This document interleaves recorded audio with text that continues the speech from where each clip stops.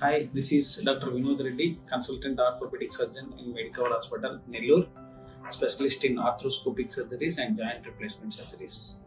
ఈరోజు నేను మీకు ఆర్థ్రోస్కోపిక్ సర్జరీస్ గురించి డీటెయిల్గా ఎక్స్ప్లెయిన్ చేయబోతున్నాను. ఆర్థ్రోస్కోపిక్ సర్జరీస్ ఎక్కడెక్కడ చేస్తాము, ఎందుకు చేస్తాము, దానివల్ల మనకు వచ్చే లాభాలు ఏంటి, వీటి గురించి నేను మీకు ఎక్స్ప్లెయిన్ చేయబోతున్నాను. ఆర్థ్రోస్కోపిక్ సర్జరీస్ అంటే మామూలుగా ఇది key hole surgery in orthopaedic అని మనం చెప్పుకుంటూ ఉంటాము. అందరికీ మామూలుగా ల్యాప్రోస్కోపిక్ సర్జరీస్ గురించి ఎక్కువగా బాగా తెలుసు. ల్యాప్రోస్కోపిక్ అంటే పొట్టలో హోల్ వేసి పొట్టలో సర్జరీస్ చేసేదాన్ని ల్యాప్రోస్కోపిక్ సర్జరీస్ అంటాము. లైక్ అపెండిసైటిస్, గాల్ బ్లాడర్లో స్టోన్స్ ఉంటే గాల్ బ్లాడర్ రిమూవల్, అదే యుటరస్ రిమూవల్, ఇట్లా. అట్లాగే ఆర్థ్రోస్కోపిక్ సర్జరీస్ అనేవి జాయింట్ రిలేటెడ్గా మనం ఈ సర్జరీస్ చేస్తూ ఉంటాము.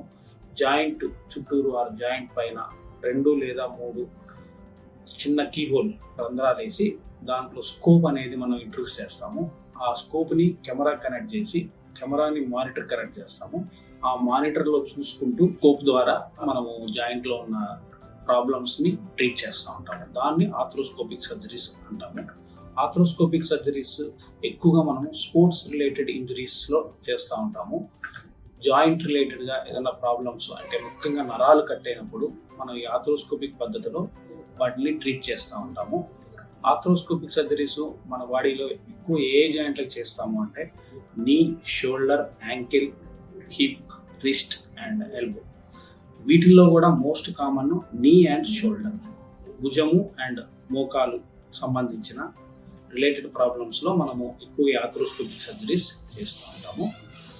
దీనివల్ల మనకు వచ్చే లాభాలు ఏంటి అంటే ఎక్కువగా ఓపెన్ సర్జరీస్లో మనం ఎక్కువ కోస్తూ ఉంటాం. మినిమం ఒక 10 సెంటీమీటర్స్ అట్లా కోస్తూ ఉంటాము. అదే ఆర్థ్రోస్కోపిక్లో అయితే జస్ట్ 1 సెంటీమీటర్ ఇన్సిజన్స్ ఒక 2-3 ఉంటాయి అంతే. దీనివల్ల మనకు ఆపరేషన్ చేసేటప్పుడు బ్లడ్ లాస్ చాలా తక్కువగా ఉంటుంది. అట్లాగే ఆపరేషన్ చేసే time, duration of the surgery కూడా చాలా తక్కువగా ఉంటుంది. ఇప్పుడు మనం ఓపెన్ పద్ధతిలో సర్జరీ చేయాలి అంటే స్కిన్ కట్ చేసిన తర్వాత జాయింట్ దాకా వెళ్ళాలి అంటే మజిల్స్ కట్ చేయాలా, మజిల్స్ సపరేషన్ చేయాలా, దానిపైన జాయింట్ పైన ఉన్న క్యాప్సూల్ని కట్ చేయాల్సి వస్తుంది.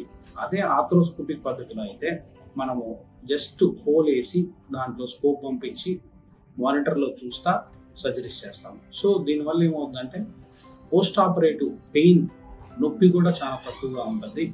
అండ్ హాస్పిటల్ స్టే కూడా 1 or 2 days. నౌడేస్ day care surgeries లాగా అంటే పొద్దున వచ్చేసి సర్జరీ చేసుకొని సాయంకాలం వెళ్ళిపోయేదానికి కూడా ఛాన్సెస్ ఎక్కువగా ఉంటుంది.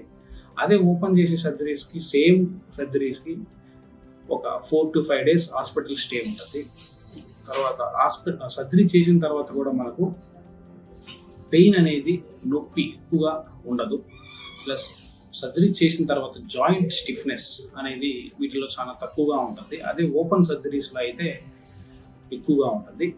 అండ్ పోస్ట్ ఆపరేటివ్ ఫిజియోథెరపీ కూడా ఎక్కువ రోజులు మనకు కీహోల్ సర్జరీస్, ఈ ఆర్థ్రోస్కోపిక్ సర్జరీ చేసినప్పుడు ఎక్కువ రోజులు అవసరం ఉండదు. అదే ఓపెన్గా చేసినప్పుడు ఎక్కువ రోజులు అవసరం ఉంటుంది. సో ఆర్థ్రోస్కోపిక్ సర్జరీస్ డెఫినెట్గా ఓపెన్ సర్జరీస్ కంటే చాలా లాభాలు ఉంటాయి. అండ్ ఆర్థ్రోస్కోపిక్ సర్జరీస్ అట్లని చెప్పేసి అన్నిటికీ చేయలేము. లైక్ జాయింట్ రీప్లేస్మెంట్ అనేది ఖచ్చితంగా ఓపెన్ సర్జరీస్లో చేయాల్సిందే, open type. So arthroscopic surgeries అనేది కొన్నిటికి మాత్రమే మనం చేయగలుగుతాము.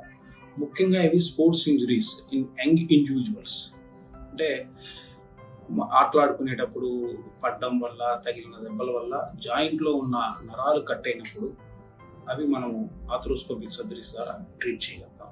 మనకు మెయిన్ మనం ఆర్థ్రోస్కోపిక్ చేసే జాయింట్లు ఉన్నాయి. అందులో 90% మనం మోకాలకి, భుజం తగిలినప్పుడు మాత్రం ఎక్కువగా ఉపయోగిస్తూ ఉంటాము. మోకాళ్ళల్లో మెయిన్ మనము తెలుసుకుంటే ACL, PCL అనే మెయిన్ నరాలు ఉంటాయి మనకు.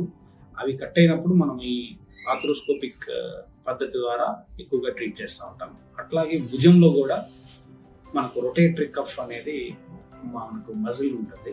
ఆ మజిల్ కొంచెం కట్ అయినప్పుడు ఈ ఆర్థ్రోస్కోపిక్ పద్ధతిలో ట్రీట్ చేస్తుంటాము. అట్లాగే షోల్డర్ డిస్లొకేషన్ అంటే జాయింట్ తొలగినప్పుడు మనకు జాయింట్ లోపల లేబ్రమ్ అనే టిష్యూ, ఆ టిష్యూ కట్ అయినప్పుడు మన ఈ స్కోపీ ద్వారా మనం ట్రీట్ చేస్తూ ఉంటాము. Thank you.